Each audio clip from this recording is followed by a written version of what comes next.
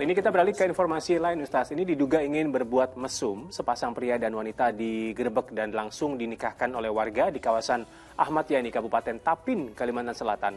Mereka dinikahkan di hadapan orang tuanya. Inilah video amatir saat warga di kawasan Ahmad Yani, Kecamatan Tapin Utara, Kabupaten Tapin, Kalimantan Selatan, menggerebek dua sejoli yang diduga ingin melakukan aksi mesum. Kejadian bermula saat wanita berinisial RM tiba di rumah seorang pria berinisial AN, yang sekaligus merupakan salah satu warung nasi goreng tempat si pria tersebut bekerja. Kedua sejoli yang bukan pasangan suami istri ini langsung masuk ke dalam warung dan menutup pintu. Sejumlah warga setempat pun langsung melakukan penggerebekan terhadap keduanya.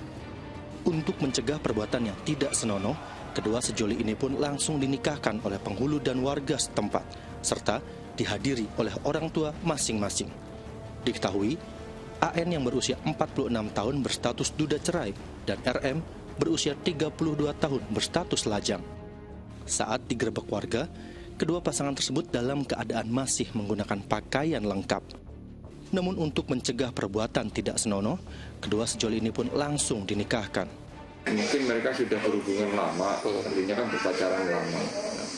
Untuk menghindari hal-hal yang tidak diinginkan lagi oleh kedua orang tua, mereka dikawinkan, sehingga kami dari Polsek ini hanya berupaya untuk memediasikan saja antara kedua belah pihak. Sementara diamankannya kedua sejoli tersebut ke Mapolsek, yakni untuk dimintai keterangan dan agar warga yang berkerumun di lokasi kejadian segera membubarkan diri.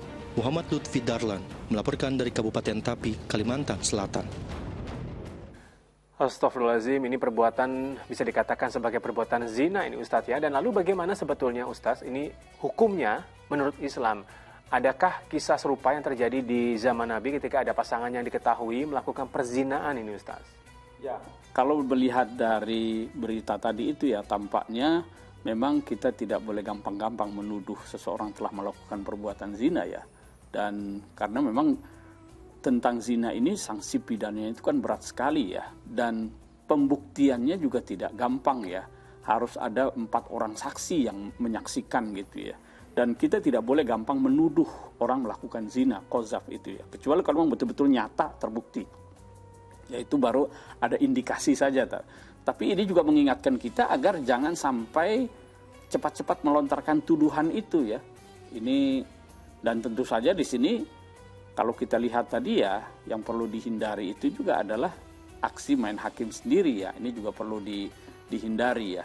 Nah kalau di dalam Islam itu terkait dengan perbuatan zina itu kan bukan hanya zinanya yang dilarang ya, bahkan perintahnya itu, larangannya itu juga jangan berzina, bukan, tapi jangan dekati perbuatan zina. Nah ini baru mendekati nih kelihatannya, ada indikasi itu dia mendatangi ya, walaupun kemudian belum ditemukan perbuatannya, belum disaksikan gitu ya. Tapi sesuatu yang bisa mengarah kepada perbuatan zina itu Islam sudah sejak awal menutup pintu itu. Nah, ini juga pernah terjadi di masa Rasulullah SAW ya. Bahkan Rasul sendiri itu mengatakan selalu menghindari gitu sesuatu yang menimbulkan kecurigaan orang. Jadi Nabi itu pernah satu ketika menyelinap itu menjumpai seseorang untuk menghindari tuduhan yang macam-macam. Nabi menjelaskan terlebih dahulu, ini saya loh, bukan untuk ini gitu ya. Jadi jangan sampai baru melihat bayangan sudah curiga duluan gitu ya. Itu untuk menghindari kita dari dosa melakukan qazaf ya, tuduhan melakukan zina itu. Tapi sekali lagi kita juga perlu mengingatkan ya bahwa apapun yang menjurus kepada perbuatan zina itu harus dihindari. Termasuk hal-hal kecil yang bisa menimbulkan kecurigaan orang gitu ya. Nah Ustaz tadi kan dibilang bahkan untuk mendekati zina aja kita kalau bisa dihindari. Betul. Atau ditahan begitu ya. Nah ini kadang-kadang sebagai manusia ada yang susah untuk menahan godaan itu Ustaz. Untuk mengerem atau menghindari mendekatinya itu gimana Ustaz? Ya makanya dalam Islam kan kita mulai dari bagaimana kita diminta untuk menundukkan pandangan ya kepada orang yang bukan mahramnya.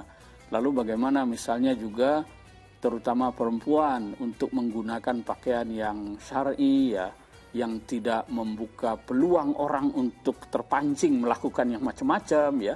auratnya harus ditutup, kalaupun dia menggunakan pakaian syar'i itu juga yang tidak membentuk, yang tidak tembus pandang dan lain sebagainya yang bisa menimbulkan rangsangan ya. Ini salah satu atau di antara cara yang diberikan Islam untuk mencegah terjadinya perbuatan itu. Dan tentu saja yang lainnya yang bersifat kondisional tergantung zamannya ya.